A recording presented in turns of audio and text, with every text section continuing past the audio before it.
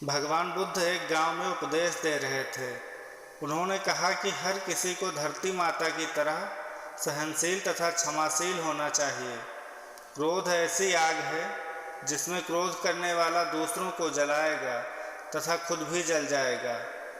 सभा में सभी शांति से बुद्ध की वाणी सुन रहे थे, लेकिन वहाँ स्वभाव से ही एक अतिक्रोधी व्यक्ति बैठा था जिसे ये सारी बातें बेतुकी लग रही थी।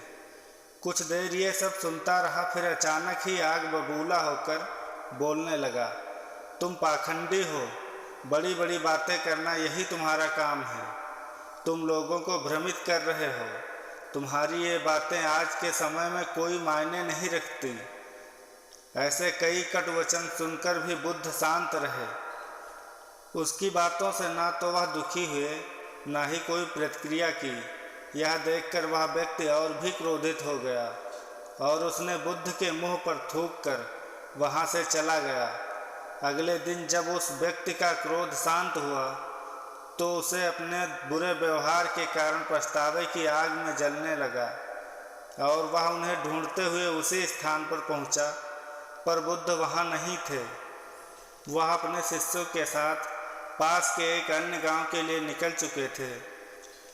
व्यक्ति ने बुद्ध के बारे में लोगों से पूछा और ढूंढते ढूंढते जहां बुद्ध प्रवचन दे रहे थे वह वहीं पहुंच गया।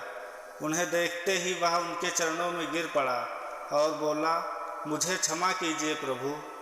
बुद्ध ने कहा, कौन हो भाई, तुम्हें क्या हुआ, क्यों क्षमा मांग रहे हो?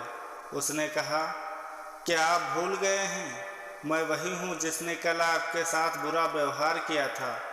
मैं शर्मिंदा हूँ।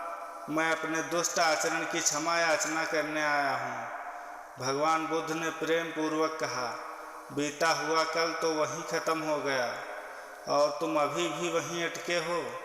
तुम्हें अपनी गलती का आभास हो गया, तुमने पश्चाताप कर लिया, तुम निर्मल हो चुके हो। अब तुम आज में प्रवेश करो।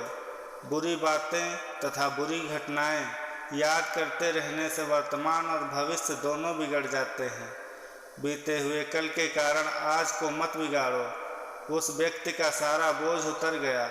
उसने भगवान बुद्ध के चरणों में क्रोध को त्याग दिया और क्षमाशीलता का संकल्प लिया। बुद्ध ने उसके मस्तिष्क पर आशीर्वाद दिया। उस दिन से उसमें परिवर्तन आ गया और उसके जीवन में सत्य, प्रेम व करुणा की धारा बहने लगी। मित्रों, बहुत बार हम भूत में की गई गलती के बारे में सोच सोचकर बहुत बार दुखी होते रहते हैं और खुद को कोसते हैं। उन्हें ऐसा नहीं करना चाहिए। गलती का बोझ हो जाने पर हमें उसे कभी न कभी दोहराने का संकल्प नहीं लेना चाहिए और एक नई ऊर्जा के साथ वर्तमान को सुदृढ़ बनाना चाहिए।